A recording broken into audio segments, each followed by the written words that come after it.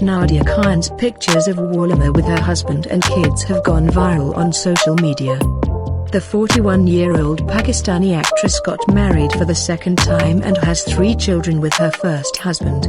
An important thing is that their children also attended their parents' wedding.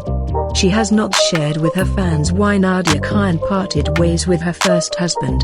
But she has confirmed many times in her interviews that if you don't have a mindset match with someone, it's better to leave. And they made that decision in life. If we talk about Nadia Khan's husband, then her husband Faisal Mumtaz Rao is a retired wing commander. And he has been married once in his life and has a young son. But since becoming Nadia Khan's husband, they have had 4 children.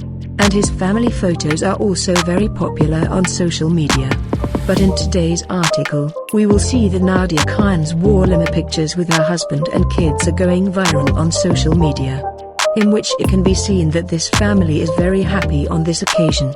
And while people are really liking their wedding dress. So let's see.